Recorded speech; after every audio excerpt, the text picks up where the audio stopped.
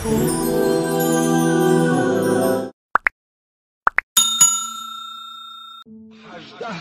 بالای ریگ خواب بود. 18 سال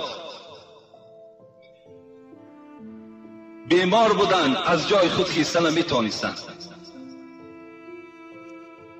لیکن بازم این دعا میکردم پروردگارا تمام بدن من اگر درمند باشد من راضی هستم بجز زبان من. خدایا زبان مرا بسته نگردان تا که در یاد تو باشم. 18 سال بار عائلش گفته ایوب گفت تو پیغمبر خدا هستی، دعای تو خدا میشنود، دعا نمیکنی که خدا به تو شفا دهد. حضرت ایوب گفتن ای زنک، گفتن چند سال راحت دیدم؟ گفتن 80 سال بالای راحت بودی. سال شد. گفت به خدا قسم، گفت من از پروردگار خود شرم دارم طلب شفا کنم تا زمانی که اگر 90 سال بیمار نشوم، تا اگر 80 سال بیمار به سوی خدا نشوم که راحتم و بیماریم برابر نشود، من از خداوند شرم دارم طلب شفا کنم. خداوند مریض ها را میگوید شما مثل ایوب بیمار بودید. امروز اکثریت مردم ما در حالت بیماری نماز نمیخوانند. در بیمارخانه ها که بالکل نماز نمیخوانند.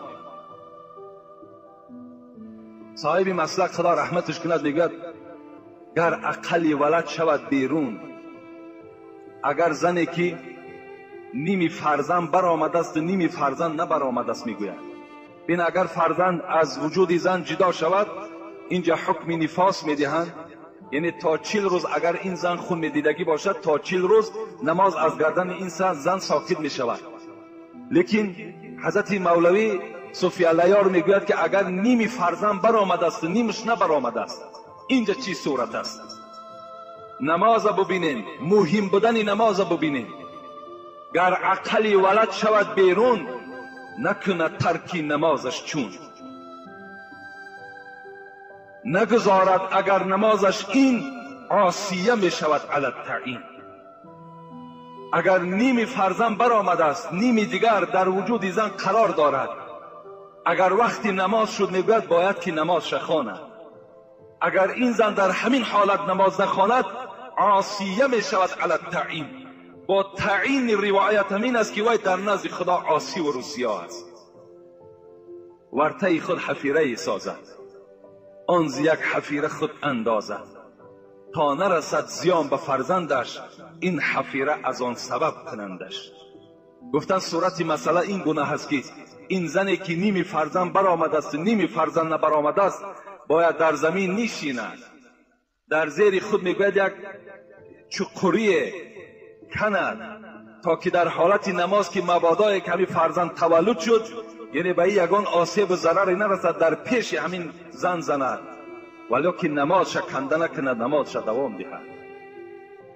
وقتی در این خیل حالت نماز فرض باشد پس چی جای این سردرد و این فشار خون و این دامنه و دیگر کسل هایی که در ما و شماست.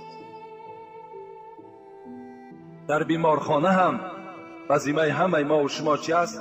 نماز فرض است. اگر چهره ما طرف قبله هم که نباشد، اگر روی ما اون طرف هم که باشد، اگر جایگاه خواب ما بی نماز باشد، اگر لباس بدن ما بی نماز هم که باشد با اشاره باید نماز خوانیم در داخل بیمارخانه. اگر کسی نباشد که به ما یاردم کند، اگر یاردمچی باشد با طریق اولا در گردن ما و شما نماز فرض است. اگر در این خیل صورت صاحب مسلک میگوید کسی گوید که در این خیل حالت در گردن من نماز فرض نیست وای کافر میشود، میگوید زیرا حکم خدا را چیکار کرده است و انکار کرده ایستاده است. با آدم های بیمار خداوند روز قیامت حضرت ایوب دلیل میکرده است که چرا نماز نخواندی؟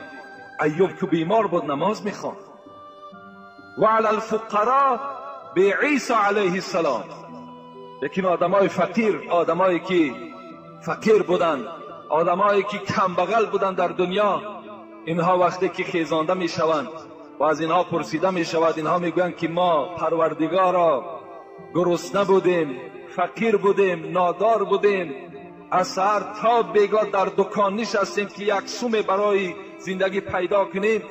خداوند حضرت عیسی را می آورده است، می گفته است حضرت عیسی چنان فقر داشتند، چنان کمبغلی بودند که از دنیا گذشتگی در هیچ اشیای زندگی از پسش میراث نماند.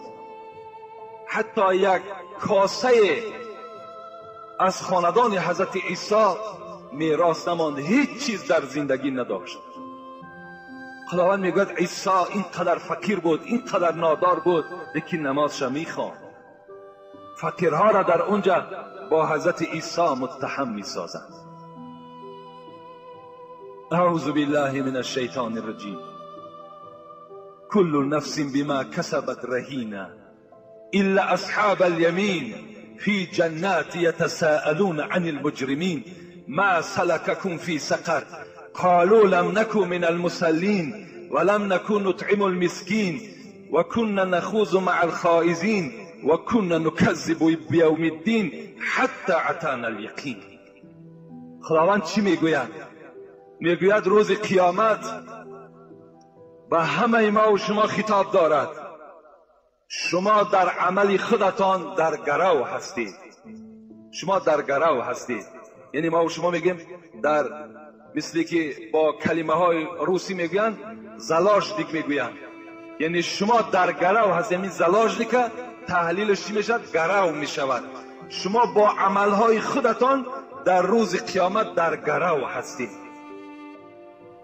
کل نفس بما کسبت رهینه الا اصحاب الیمین، مگر کسانی که در دنیا عملی صالح داشتند، مگر کسانی که در دنیا نماز داشتند، مگر کسانی که در دنیا دلسوز اسلام بودند، اینا در کجا هستند؟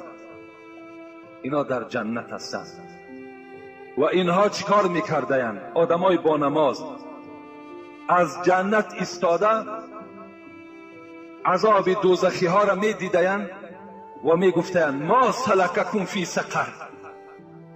در همون دنیا ما و شما همین برادرهایی که به نماز داریم در همین تاجیکستان ما و شما زندگی میکنن، اینها را ما و شما میشناسیم.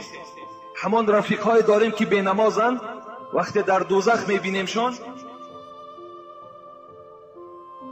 اینها را میشناسیم. بعدن چی میگویم؟ ای فلانی ما سلککم فی سقر، چرا تو در پهلوی من در جنت نیستی؟ چرا تو در دوزخ هستی؟ و چی میگوید؟ قالوا لم نکو من المصلین. ای برادر عزیز، خوش به حالت که تو آدمی با عقل بودی، خوش به حال تو که تو آدمی خیلی با فیض بودی. این سبب دوزخی شدن ما لم نکو من المصلین، ما نمازخوان نبودیم، ما در دنیا نماز نمی خواندیم. از این خاطر امروز خداوند ما را عذاب سخت‌ترین که این وارد شدن دوزخ است در دوزخ جا کرد. ولم نکن نطعم المسکین، یکم جنایتی که داشتیم در دنیا بی نماز بودیم. دوم جنایتی که ما را خداوند با سبب او وارد دوزخ کرد. ولم نکن نطعم المسکین، ما مسکین ها را طعام نمی دادیم. پول داشتیم، مال داشتیم، ماشین های زیبا داشتیم، خودمان راحت می کردیم، خودمان کازینو ساز می کردیم، خودمان جای پیوه فروشی کشاده می کردیم، جای عرق فروشی کشاده می کردیم، جای دیسکتیک می کردیم که خواهرای مسلمان بی دین و بی فراست و بی حیا می کردیم، راحت می کردیم. لیکن به مسکین ها تماما رحم و انصاف نداشتیم، بلکه اونها را طعنه می کردیم. مثل بعضی از ابله‌های هستند که میگوید کمبغل از حساب بی عقلی کمبغل می شود. چرا وای کمبغل شد؟ بعضی ابله‌ها هست، بعضی آدم‌های هستند که از حد گذشتند، بعضی آدم‌های هستند که مغرور شدند، میگوید کمبغل از پیش خود کمبغل می شود. وای خدا کمبغل نمی کند. ای انسان سرکش، یقین بدان پیغمبر تو میگوید الفقراء یدخلون الجنة قبل الاغنیاء ب500 سنه. همین تو آدم بای، همین تو آدم مغرور در یک گوشه ایستادگی هستی.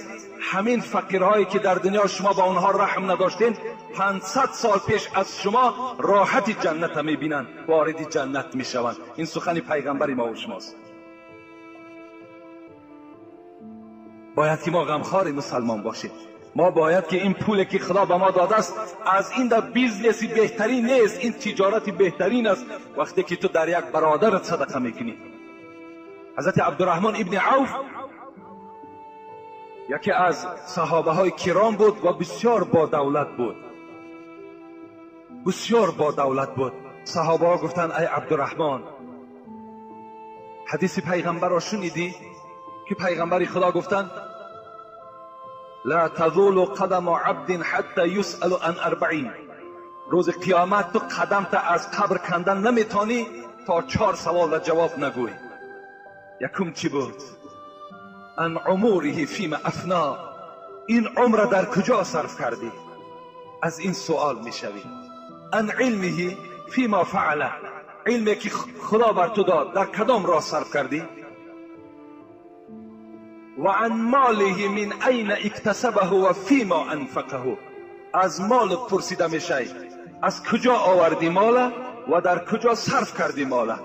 و عن جسمه فيما ابلاه، از این دست و پا پرسیده میشه اینها را در کدام راه کونه کردی، در کدام راه این دست و پا را مانده کردی. عبدالرحمن گفت با حدیث بسیار توجه کن که از عمر یک بار پرسیده میشده، از علم یک بار پرسیده میشه، از جسم یک بار پرسیده میشه، لیکن از مال 2 سوال است. از کجا پیدا کردی، در کجا صرف کردی، 2 سوال میشده است. عبدالرحمن تو مال زیاد داری، نزد خدا چی جواب میگویی؟ عبدالرحمن گریان شدن. عبدالرحمن که نشستن و از جا خیستنش عبادت بود، گریان شدن. گفتن نسبت من یگان خوفی نکنین و دلسوزی هم نکنین. عبدالرحمن وقتی که سحر روز می شود 100 تنگه در راه خدا خیر میکنه.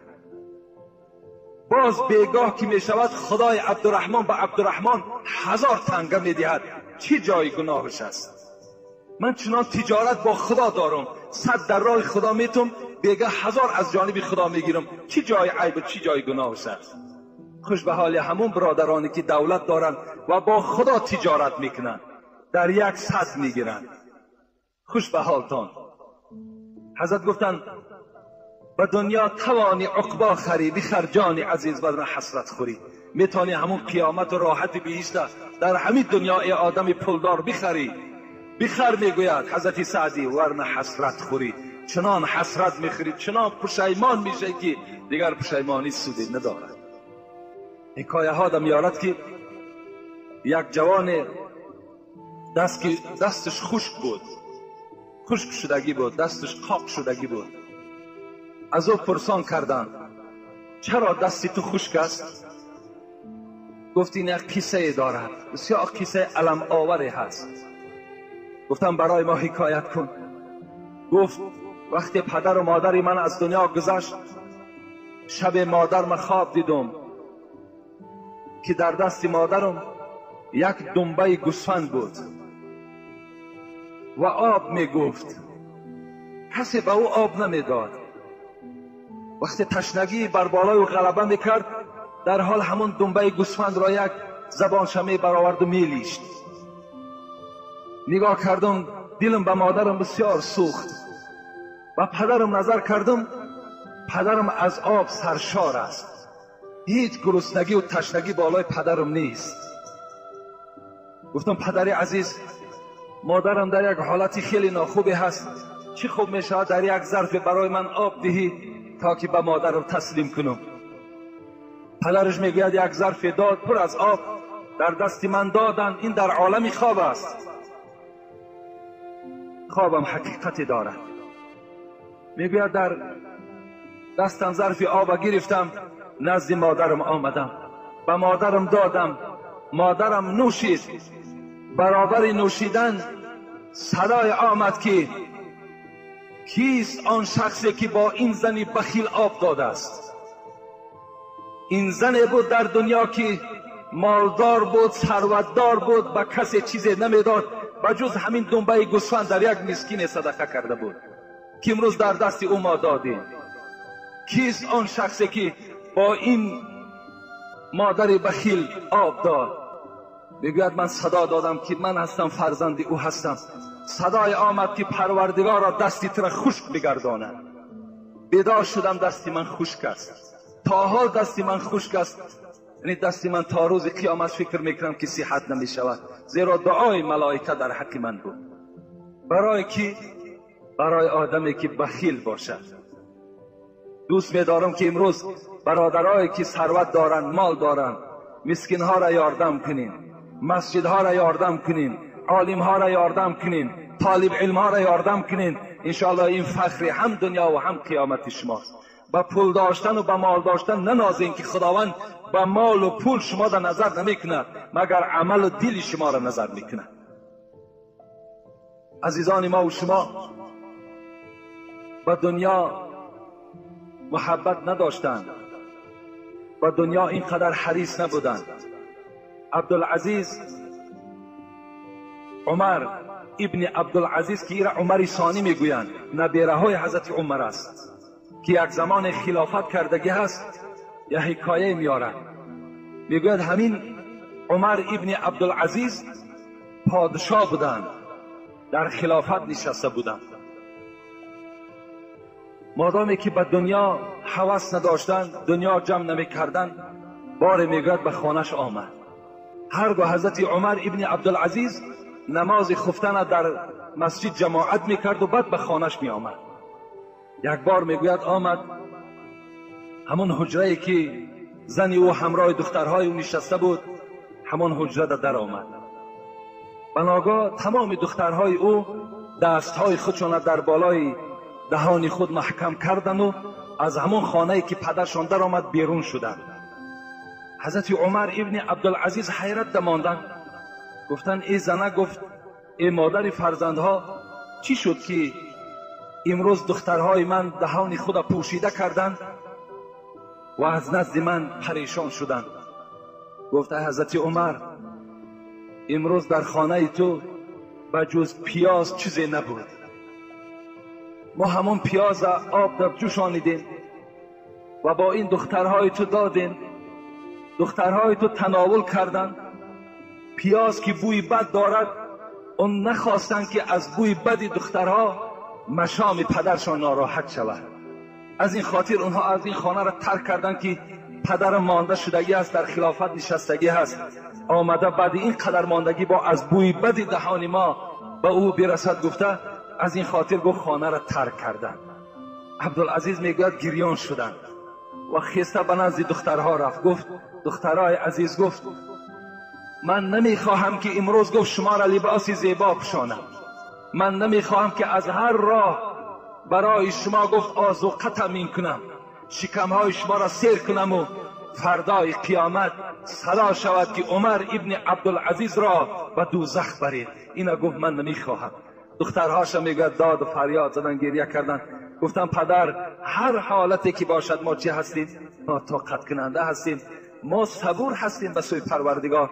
در حق شکم ما و در لباس ما هیچگاه غمخواری نکن، هر چیزی که از وجه حلال باشد همون برای ما تأمین کن. این بود قصه عزیزان ما و شما.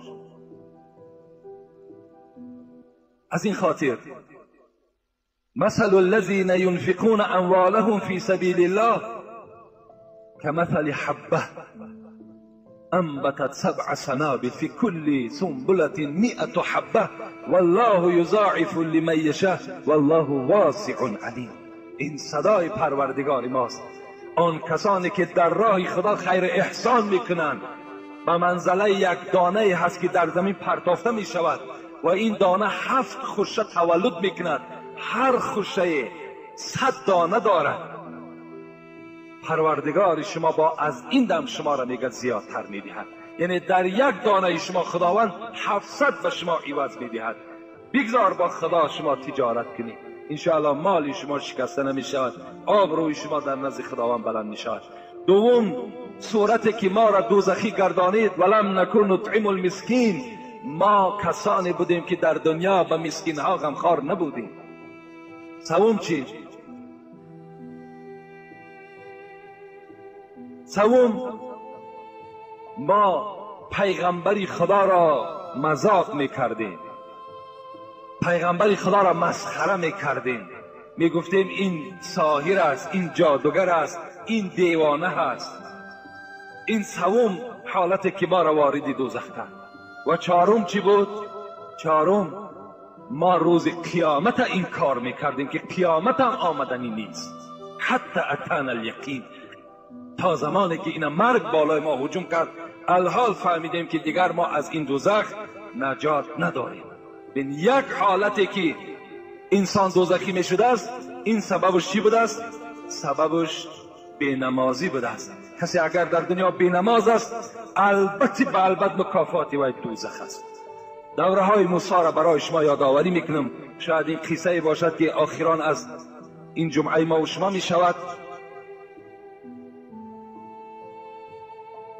روی ان امرأة جاءت الى موسى عليه السلام وقالت يا موسى إني أذنبت ذنبا عظيما وقد تبت إلى الله تعالى فادع الله أن يغفر لي ذنبي.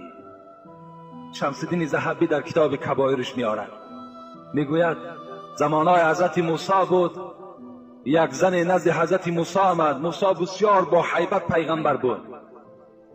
آمد گفت ای موسی، گفت من گفت یک گناه بسیار بزرگ را انجام دادم، لیکن وقد تبت الی الله تعالی، بعد گناه را صادر کردن باز به خود آمدم، به سوی همان پروردگار خود توبه کردم. فادع الله ان یغفر لی ذنبی، باز صدای تو را پروردگار میشنود. ای موسی دعا کن که خداوند گناه مرا بخشیده بگرداند. چه زنهای مسلمانی بود!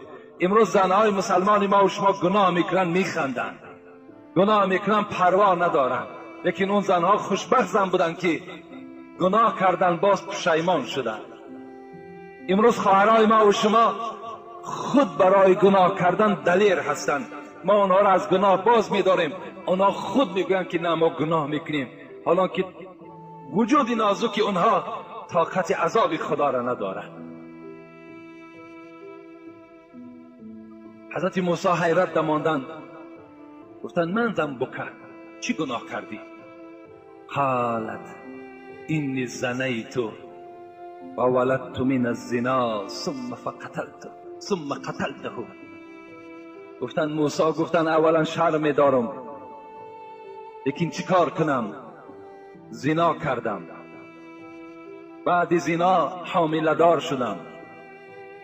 وقتی که حامله من تا چنده که نمایان شدن گرفت، من از همسایه‌داری و از دوگانه های خود شرم کردم و در یک گوشه پنهانی رفته این تولد کردم و با دست خود قتل کردم و نابودش کردم. حضرت موسی چه گناه عظیمی کردم، از پروردگار دعا کن که خداوند مرا ببخشد. حضرت موسی غضبناک شدن، گفتن یا فاجره اخرجی لا تنزل من السماء نارا فتحرقنا بشومک. گفتن ای فاجره، ای بدبخت، ای ناسپاس، ای زنی که از عذاب خدا نمی ترسیدگی، از نزد من گفت درو بیرون شو تا که از شومی تو، از این کثافتی تو باز آتش از آسمان نریزد و من که پیغمبری او هستم در عذاب گرفتار شوم. این زن وقتی که سیاست حضرت موسی را دید، در حال نزد موسی را ترک کرد و بیرون شد. حالا که وی با یک دل شکسته آمده بود، وی در اصل توبه نصوح کرده بود، توبه فریب نداشت. در حال خدای مهربان، خدایی که 100 سال گناه میکنی با به درگاهش زاره میکنی میبخشد. در حال جبرائیل روان کرد، گفت رو به موسی خطاب کن لما رددت التائبه، رو به حضرت موسی بگو این زنی که از صدق توبه کرده بود چرا از نزد خودش راند وید؟ چرا وید بخشش او را طلب نکرد؟ چرا نزد خداوند دعا نکرد؟ اما وجدت شرا منها. بعد این با حضرت موسی بگو که آیا میداند که باز از این زنی که زنا کرد، این زنی که حامله دار شد، با دست خود این طفلی بیگناه را قتل کرد، از این دم باز پسترین شخصیت وجود دارد. میداند. وقتی حضرت موسی این شنید از جبرائیل حیرت نماند، گفت من هو شر منها. جبرائیل گفت این قدر گناه عظیمه که این زن کرده است، از این دم دیده باز پسترین شخصیت وجود دارد؟ گفتم بله پروردگار تو میگوید که هو تارک الصلات، وای بی نماز است. از این زن زناکار، از این زن بی حیا، از این زنی که با دست خودش فرزند خودش قتل کرد، از این دیده با آدم بی نماز قدرش پست است. این از حکم آدم بی نماز در اسلام. کاری کنیم که فخر قیامت باشیم، کاری کنیم که رسول اکرم در خجالت نمانیم. یک صحابه پیغمبر ربیعه بود، ابن کعب الاسلمی بود. باز چی میخوای؟ باز در حق دعا کنم؟ فقال هو ذاک، پیغمبر هیچ چیز نمیخواهم بجز همنشینی تو در قیامت، فقط میخواهم رفیق تو در جنت باشم. رسول الله چی گفتن؟ فعینی علی نفسک بکثرت السجود. ربیعه گفتن اگر خواهی که در جنت همراه من باشی، در دنیا مرا یاردم کن. گفت چی یاردم کنم؟ گفت نماز زیاد بخوان، نماز زیاد بخوان، تو روز قیامت همراه من هستی. من سجد لله سجدتا رفعه الله بها. کسی که در دنیا سجده میکند، پیغمبر خدا میگوید خداوند درجات او را در جنت با سبب این سجده بلند میبردارد. و حتی عنها بها خطیئتا، باز با سبب این سجده ها خداوند کلی خطاهای او را میبخشد. با سبب نماز، با سبب خم کردن. این بی نهایت نیک است نزد پروردگار. وقتی شما تعظیم میکنین، سر در همون بالای خاک بگذارین، میگیم پرورد سبحان ربی الاعلا، سبحان ربی العظیم، خدا درجات تو را در قیامت بلند میکنه. برای من فکر میکنم که فخر دنیا نه، بلکه برای ما فخر عقبا لازم است. عز دنیا بمال و عز الاخره بصالح الاعمال. حضرت عمر گفتن اگر کسی میخواهد در دنیا عزت بیابد پولدار باشد، لیکن کسی خواهد که در آخرت سربلند باشد، عملی صالح داشته باشد، نماز داشته باشد، این الله عزتش در دنیا بلند میشود. خرافات چی معنی دارد؟ این برادر دو کلمه را از ما میپرسد که یکی کلمه مفلیس چی معنا دارد و دویم خرافات چی معنا دارد، مفهومش. مفلیس و خرافات هر دو کلمه عربی هستند. مفلیس کسی قشاق است، فقیر است، بینوا است، هیچ چیز ندارد، او را مفلیس میگویند. حضرت ابو هریره رضی الله عنه حدیثی را روایت میکند که پیغمبر خدا گفته بوده است اتدرون من المفلس. به طرف صحابه ها پیغمبر خدا گفته بوده است آیا میدانید که مفلس کیست؟ قالوا المفلس فینا من لا درهم له ولا متاع. صحابه ها چی گفتن؟ بله گفتن میدانیم. مفلس کسی هست که درهم ندارد، یعنی پول ندارد، متاع ندارد، یعنی از مال دنیا چیزی ندارد. حبیب خدا چی گفتن؟ این من امتی، این المفلس من امتی من یأتی یوم القیامت بالصلاة والصیام والزکات. حبیب خدا گفتن نه، گفتن نیافتید. مفلس این است گفتن از امتی من که روز قیامت آدم نمازخوان است، آدم روزدار است، آدم زکات میدادگی هست، آدم 5 وقته نماز در جماعت میخواندگی است. می آید و یأتی قد شتم هذا، این آدم گفتن میارن، این آدمی که نمازخوان بود، روزگیر بود، زکات دهنده بود، راستش میکنن. این زمان یک آدم می آید نزد الله مراجعت میکرد است پروردگارا قد شتم هذا، انا همین نماز، همین انسانی که نمازخوان است، روزدار است، زکات میداد، در دنیا مرا دشنام دادگی بود. شکایت میکند و اکل مال هذا، شکایت میکند، بیراه میشود. دیگر شخص میآید، الله، انا همین انسانی که نمازخوان است، روزدار است، زکات دهنده است، انا همین در دنیا مالی مرا خوردگی بود. بیراه میشود. دیگرش میآید و سفک دم هذا، ای الله، انا همین انسانی که نماز خواند، زکات داد، روزه گرفت، در دنیا خون مرا همین ریزاندگی بود. اینم بیراه میشود. فیعطى هذا من حسنات و هذا من حسنات. پروردگار چی حکم میکند؟ این آدمانی که شکایت آمدن باید که شکایت اینها برآورده شود. الله از این آدم نمازخوان حسنات را میگیرد، نیکی ها را میگیرد، به مقدار آن انسانایی که شکایت کرده بود حسنات میدهد. فإن فنیت حسناته قبل ان یقضی ما علیه. الله، پیغمبر خدا میگوید پیش از آنه که پروردگار حکم کند که این انسان نمازخوان و روزگیر و زکات دهنده دوزخی است یا بهشتی، الک حسناتش تمام بشود. حسنات الک مردمی که در دنیا از دست این آزار دیدگی بود همش گرفتند، تمام شد. فطرح فی النار. الله نظر میکند چیزی از ثواب نیست. چی میگوید؟ فطرح فی النار، او را برداشته دوزخ را پرتایید. رسول اکرم گفت انا مفلس، انا این مفلس است. گفت این چیزی ندارد از ثواب. یعنی در دنیا مفلس ما تحلیل میکنیم شخصی که مال ندارد و چیزی از اشیاء زندگی ندارد، لیکن در قیامت مفلس کسی هست که ثواب ندارد. این مفلس قیامت است. خرافات چیست؟ خرافات هم کلمه عربی است. خرافات اصلا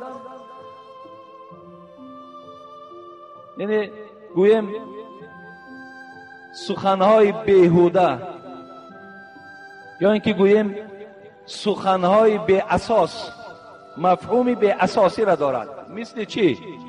مثل الحال ما میبینیم در بعض خانه ها وقتی که چای ریخته میشه خرافات تماشا کنیم، ولی در ما و شما یک شرکیات، یک خرافات به نهایت ترقی کردگی است که در باب شرکیاتش خیلی من به شما صحبت ها داشتم که کدام عمل ها شرک هستند. شرک باز از خرافات فرق میکند. انمون خارهایی که کشال میکنند، نعلهایی که دروازه ها دا میزنند، تاجرهایی که در دکانها دوشنبه میریم اکثر دکانهاش همش خار دارند، خارهای کلام کلان. یا دکانها دا دور میگردیم در اکثر دکانها قلنفرها کشال کردگی هستند. اینا شرک هستند، اینا شرک به الله هستند. اینا دا شما ثواب نمیگیرین، اینها دا دکان شما پرفیض نمی شود، اینها دا سودای شما کشاده نمی شود، بلکه شما در این حالت ها باور کنین اگر خدا در تقدیر شما دولت کشیدگی باشد، با این عمل های شرکیانه حتی دولت از دست می رود. در این کار شما الله ناراحت می شود، زیرا شما شرکی به الله کرده ایستاده اید. و تو را پول می فارد، تو را سودا می فارد، به سوی پروردگار مراجعت کن. خدای بگو من دولت میخوام، من سودا کشایشی سودا میخوام، انشاءالله الله همش برآورده میکند. از اون خار و از اون نعل و از اون قلنفرهایی که کشال کردن چی فایده است؟ اونا شرک هستند. لیکن خرافات چی است؟ شما نظر کرده باشین در خانه ها وقتی چای میریزن، من خودم دیدم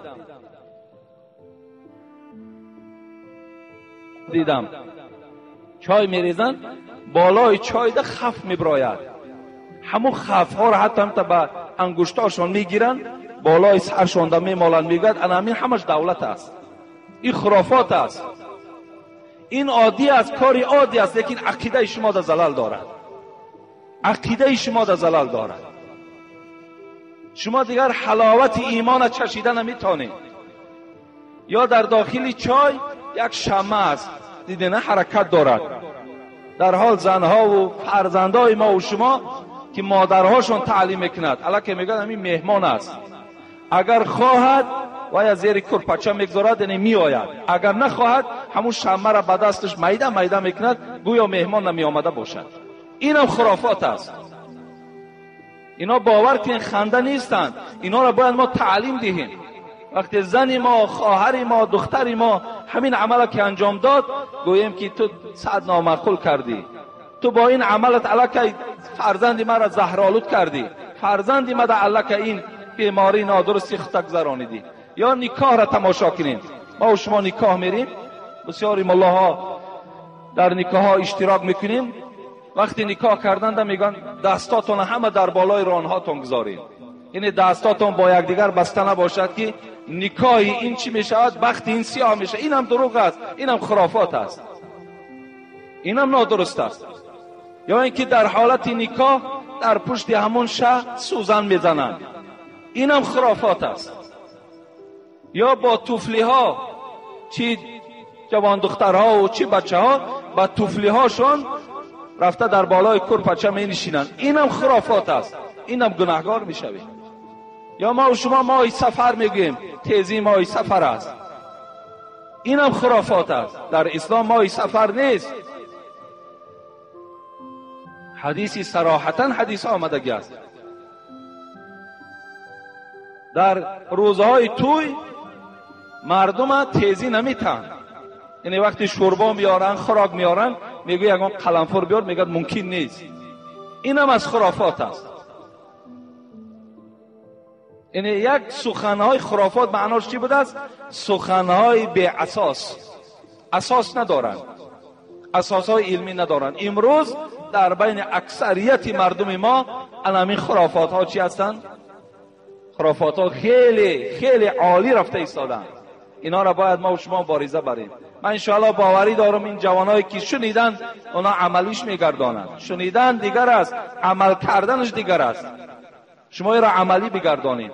یا در شب خانه یک همسایت برو، خود جرغات است، خود دوغ است، خود شیر است نمیدهد. الان که پروردگار چی؟ فویل للمصلین الذين هم عن صلاتهم ساهون الذين هم يراؤون و یمنعون الماعون. یمنعون الماعون تحلیل امیر خانه پروردگار میگوید ویل برای آن انسان، انا همون چای پر عذاب برای همون زن و مردی هست که ماعونه را من میکند. و یمنعون الماعون چی از آب، نمک، آتش، گوگیر، شیر، بیل، هر یک اینا در ماعونه می درآید که در اینا بای و کم بغل محتاج هستند. یک بار شیر آوردن از خانه یک همسایه، در داخلش چند دانه گوگرچوی دیگه پرتافتگی بود. اینا همش خرافات هستند. اینا در بسیار احتیاط کنید. اینا اگرچه عادی میتواند، عادی میتابد، لیکن حسنات شما را میخرد، نابود میکند، عقیده اسلامی ما را دور میکند. انا معنای خرافات سخنی بی اساس، معنای مفلیس انسانی که در دنیا باشد مال ندارد، در آخرت حسنات ندارد، اینا میگن مفلیس. السلام علیکم داملای عزیز. من امام 5 وقته بودم. مرا قومم تهمت کردند که من در دکانم عرق می فروشم و در جای من دیگر شخص را امام گذاشتند. آیا من چی کار کنم؟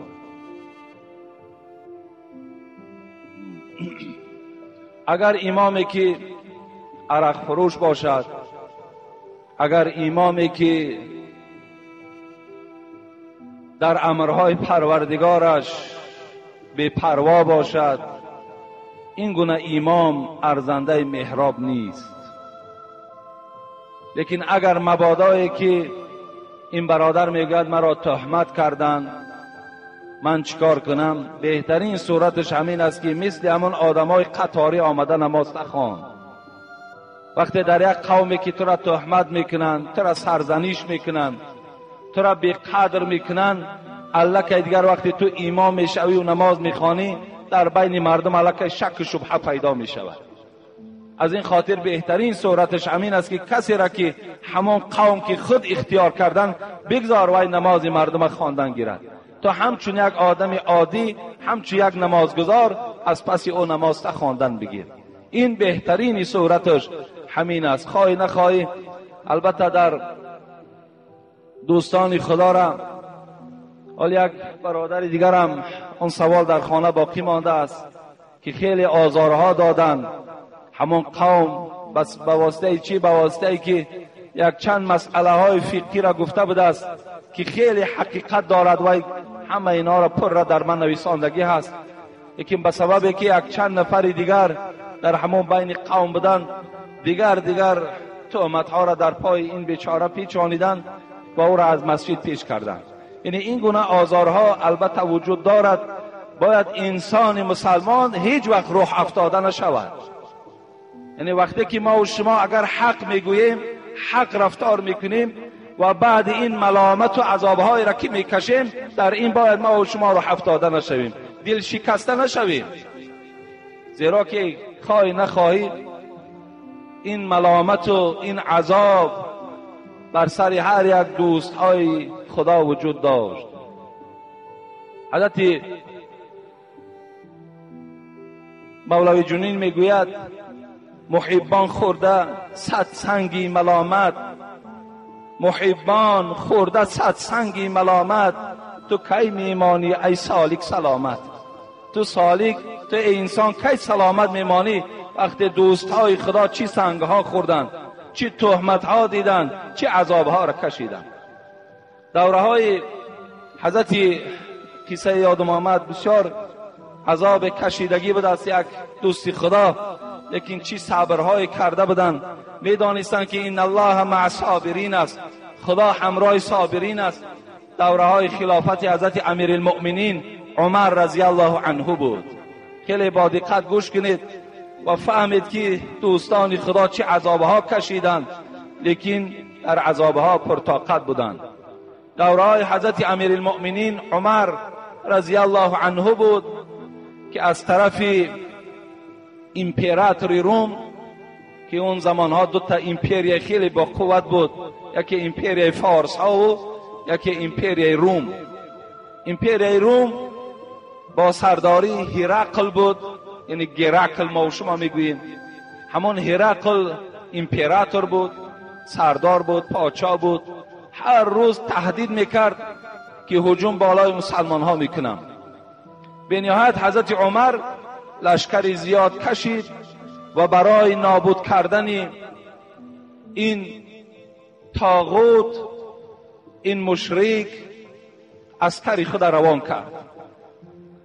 وقتی اینها در جنگ آماده شدند، این زمان یکی از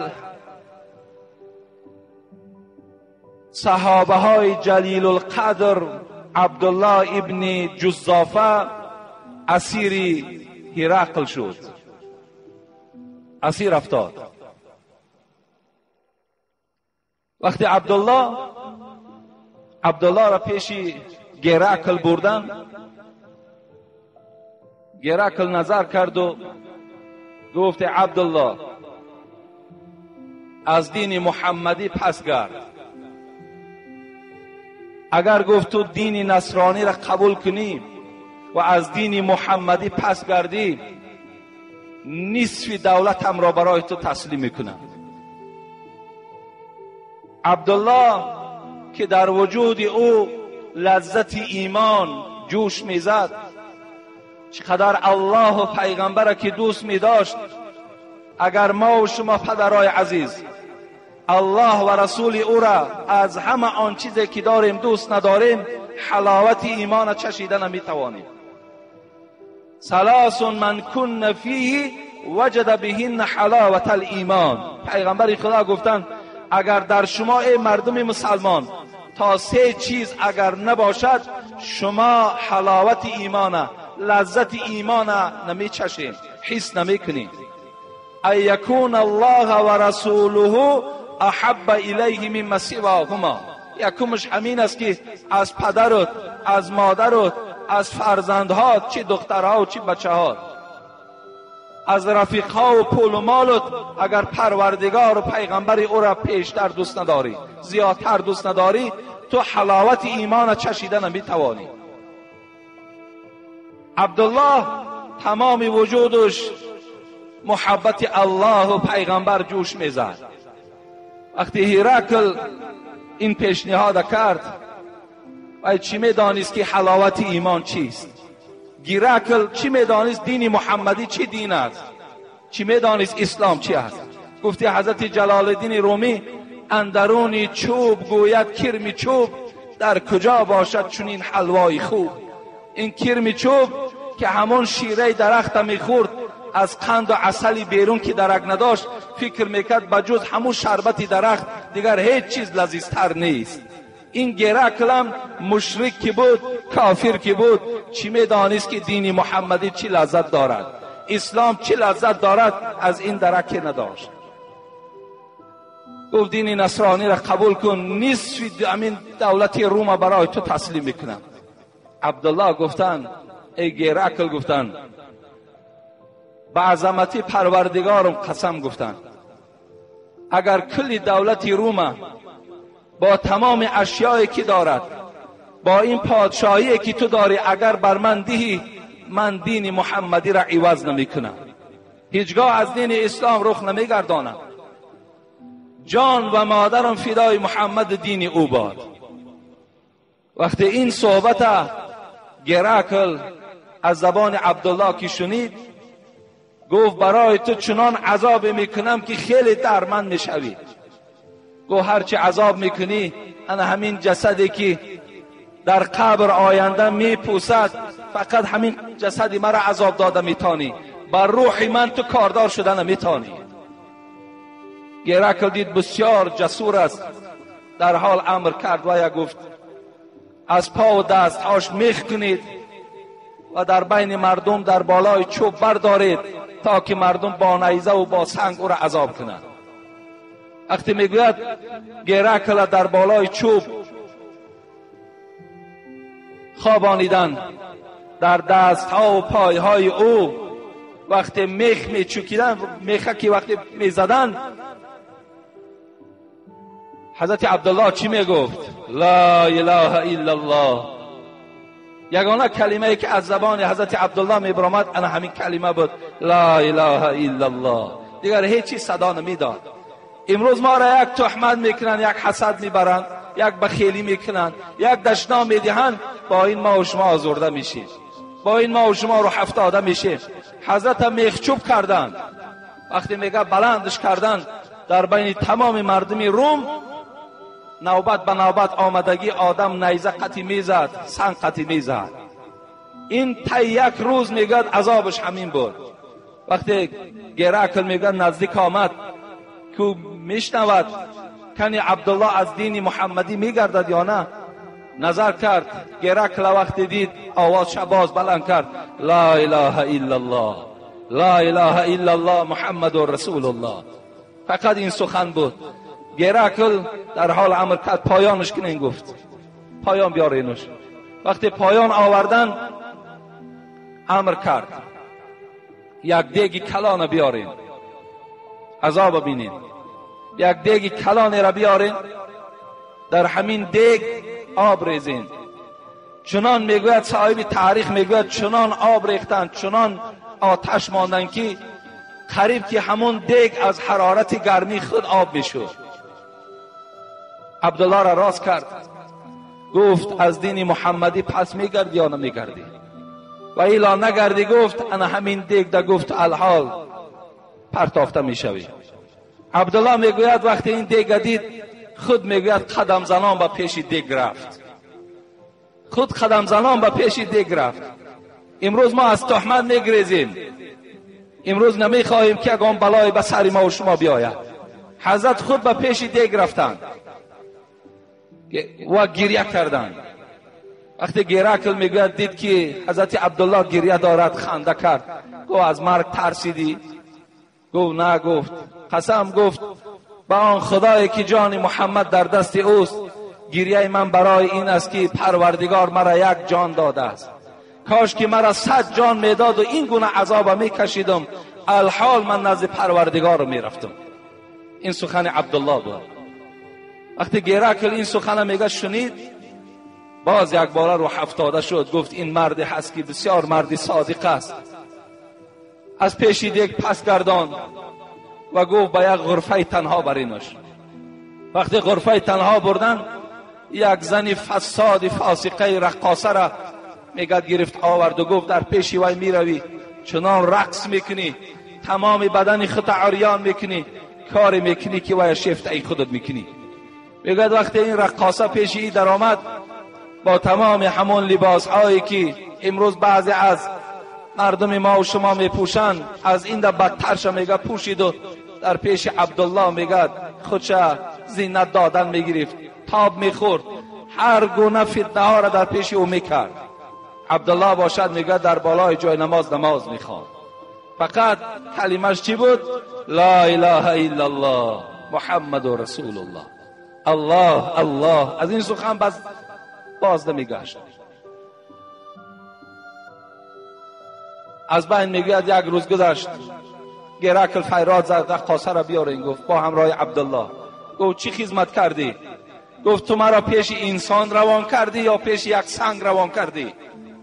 هر چی گفت مهنت کردم، به خدا قسم گفت از نمازش بیرون نمیشد، فقط لا اله الا الله کلمه داشت خلاص. عاقبت باز گیراکل یک نقشه آخر کشید. نقشه آخرش همین بود که گفت 3 روز عبدالله را گرسنه مانید. 3 روز در پیش فقط شراب و در پیش در یک ظرف گوشت خوب گرده گذارید. 3 روز حضرت عبدالله میگوید این عذاب کشیدند، فقط رو به عبادت، رو به سوی الله ذکر میکردند. 3 روز بعد میآیند میبینن همون طعام، میبینن همون شراب مثل خود ایستادگی هست. گیراکل فهمید که عبدالله بازگشت ندارد.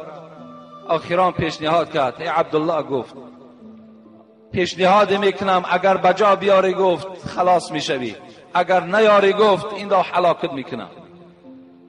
سری مرا گفت بوسه میکنی، سری مرا بوسه میکنی. گفت من ترا خلاص میکنم. گفت البته مشرک بود، گیراکل مشرک بود.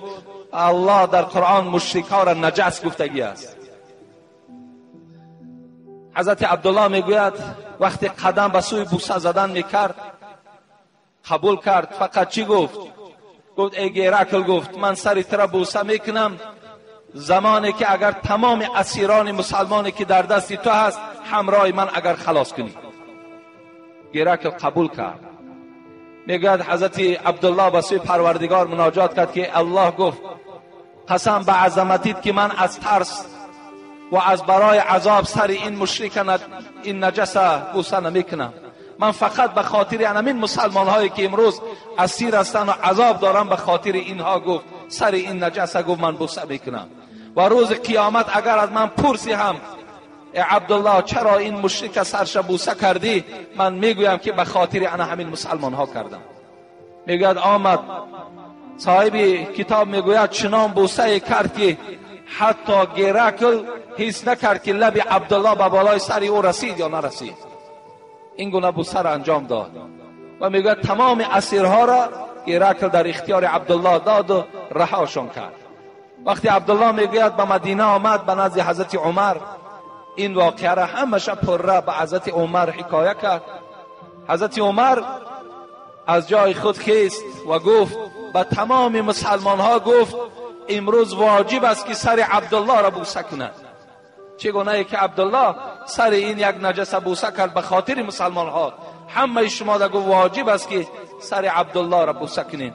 و اولین نفری که گفت بوسه میکند این عمر ابن الخطاب است. حضرت عمر خود میگوید پایان شدن بوسه کردند و تمام آن مسلمان ها هم سر حضرت عبدالله را بوسه کردند. بین این قدر عذاب ها را حضرت ها کشیدند لیکن تسلیم نشدند، لیکن از کلمه لا اله الا الله محمد رسول الله پس نگشتند. یا قصه حضرت بلال برای همه شما مشهور است. وقتی که امیه ابن خلف این بدبخت وقتی حضرت بلال که به پشت میخوابانید شما صحراهای مکه را تصور کنین. در همین بیرونه که ما و شما حرارت خیلی پست است، طاقت کردن می توانیم. در مسجدی که کم گرمی دارد طاقت کردن می توانیم. حضرت بلال کرتش از بدنش کشیدن، بالای قمهای همون 50 و 60 درجه عربستان خوابانیدن و در بالای شکم حضرت یک سنگ کلان گذاشتند. روز تا بیگاه همچنان خواب بود.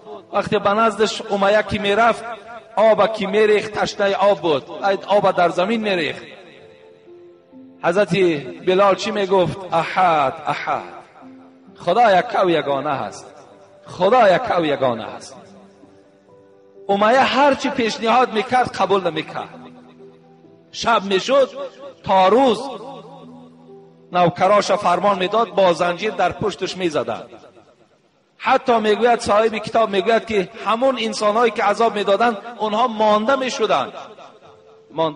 سحر با اون زخمهای بر پشت باز در بالای ریگ میخوابانیدند. لیکن احد احد، حضرت از این کلمه پس نگشتند. ابوبکر صدیق این حالت دید، آمد گفت اینا چند تنگه میفروشی؟ گفت 10 تنگه میفروشم. حضرت ابوبکر او را خلاص کردند. امیه ابن خلف گفت، ابوبکر گفت عقلش خورده است، اگر 1 تنگه میگفت من سیاه حبشی را میدادم. حضرت ابوبکر گفت اگر تو ای لعنتی گفت، اگر قدر این بلال تو میدانستی 100 تنگه میگفتی به خدا قسم من میخریدمش. لیکن افسوس تو قدر این انسان را نمیدانی. برای من هر یک مشکلاتی که به سر هر کدام ما و شما میآید، ما و شما صبر کننده هستیم. انشاءالله اینها را تحمل میکنیم، در نزد پروردگارمان ما و شما اجر خیلی زیادی را نائل میشویم. چند برادرها، من در یک مکتوب جواب اینها را پس میگردانم، چند برادرها از ما خواهش کردند که در باب نفرهایی که 2 زنه هستند، 3 زنه هستند، در باب همینها در اطراف اینها کمی صحبت کن، زیرا بسیاری از برادرهای هستند که امروز صاحب 2م زن 3م زن میشوند، زن اولی که همراه او بود و یا دیگر فراموش میکنند، با او دیگر هیچ توجه ندارند و یا دیگر با او محبت ندارند. برادرای عزیز، خداوند در قرآن و همه ما و شما بندگانش گوشزد میکند در سوره نساء آیت 2: فانکحوا ما طاب لکم من النساء مثنی و ثلاث و رباع. الله امر میکند که هر یک مرد اینجا هر یک مرد همون مردهایی که شرایط داشته باشند، مردهایی که شرایط دارند، الله به اونها میگوید میتوانید که 2 زن 3 زن 4 زن در نکاح خود درآورید. این شاید این صحبت مرا اگر مبادا یگان خواهر و یگان زن شنود، شاید دلی او درمند شود که این گویم یک بی حرمتی نسبت زنها میشده باشد. لیکن تمام خواهران و تمام مردمی که این صحبت میشنود، شما یقین دانید که سیرزنگی پیش از اسلام هم وجود داشت، فقط حد نداشت. بلکه در وقتی این سحر من یک تفسیر خواندم، بعضی از شخصانی بودن تا 100 زن داشته‌اند، 13 زن 50 زن 40 زن میگرفته‌اند. این یک مهربانی پروردگار است که حقوق زنها را برای پایمال نشدنشان، حق زنها را برای بلان برداشتنشان برای مردها چیکار کرد؟ از 4 زن دیگر زیاد اجازت نداد. زیرا وقت زن اگر 10 تا شد، 20 تا شد، 40 تا شد، اونا دیگر چی است؟ اونا را دیگر هم یک بار مرد استفاده میبرد و دیگر به اونا توجه ندارد. از این خاطر این رحمت پروردگار است که برای مردها تا 4 زن در قرآنش چی گفت؟ حلال گردانید.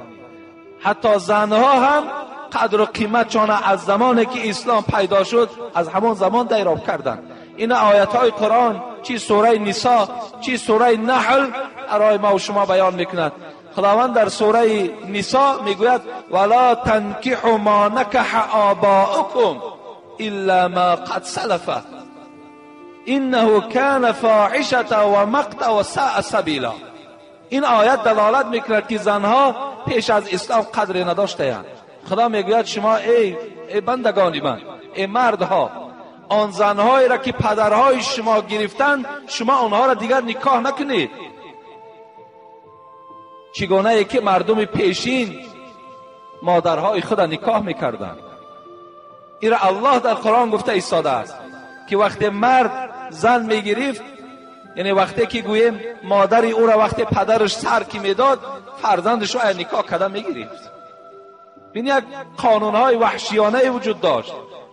یا اینکه سوره نحل اگر ما و شما نظر کنیم، و اذا بشر احدهم بالانثى ظل وجهه مسودا وهو كظيم يتورى من القوم من سوء ما بشر به ايمسكه على هون ام يدسه في التراب الا ما ساء يحكمون. پروردگار چی میگوید؟ الا ساء ما يحكمون. هر وقتایی که اگر با یکی از شما تولد دختره که خبر میدادن، ظل وجهه مسودا، چهره وی سیاه میشد، غمگین میشد. چگونه این که امروز بعضی از جوانهای ما و شما با آمدن دخترم که غمگین میشوند، زمانهای پیش از اسلام در میگه غمگین میشدند. این پدر چی حکم میکرد؟ یا اینکه زنده به زنده او را برده گور کند، یا اینکه او را با این عار و با این بیناموسی چیکار کند؟ پرورش کند. حضرت قیس ابن عاصم صاحب تفسیر ابن کثیر میگوید 13 دختر خدا به دستش میگوید زیر خاک کردگی است.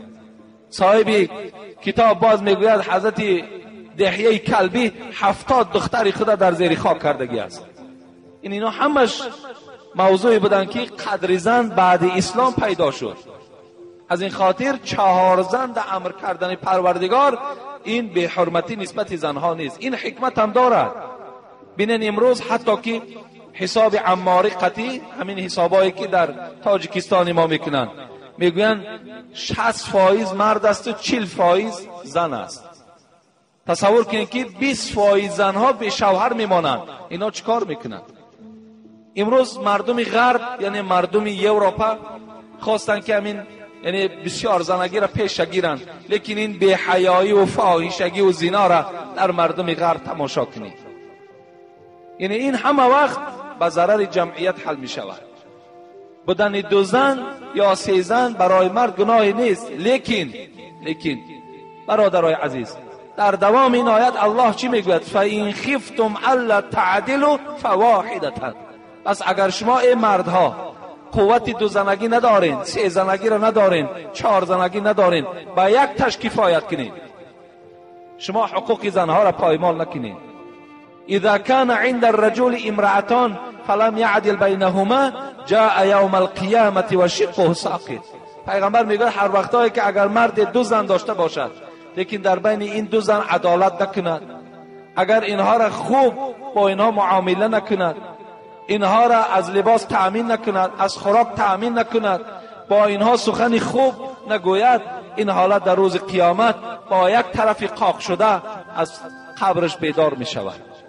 باید که البته حقوق زنها باید پایمال نشود. باید ما و شما با قدری اگر زن دویم هم که گیریم، من نمیدانم به قانونهای حاضره چگونه باشد، لیکن اگر زن دویم هم که گرفتید شما اگر مادامی که ناپسندی کردید و همه مهر و همه گویم تصورات خودتان به زن دویم حواله کنین، زن یکم محروم کنین، این حالت شما گناهگار هستید. شما این حالت گناهگار هستید. بعضی برادرها امروز خبرهاش می آیند زن دویم هم میگیرد، برای او خانه آماده نمیکنند، یک جا کوارتیرم برده میشینانش. زن دویم، زن سیوم هم در کوارتیران شدگی است. اگر شما تصور کنید که وقتی همون زن دویم یا سیومی که ما و شما میگیریم، اگر همون خواهر ما و شما باشد، صاحب 4-5 فرزند شود، و در یک کوارتیر بگیم در یک خانه مرد یک آدم بیگانه زندگی دارد، اگر مبادای همین مرد از دنیا گذرد، این خواهر من باشد، این علاقه دردی سری من می شود و خانه ندارد، باز من مجبور می شوم که برای زن این انسان چیکار کنم؟ خرج کنم یا تواضع کنم یا یک جا رفتم مثال انسانها را آورده کرایه برای خانه اندازم. این درست نمی شود. هر انسانی که برای زن دوم میخواهد باید او را برای او خانه و برای او شرایط آماده کند تا که فردا او دردی سری باز برادر و فرزند و پدر و مادر او نشود.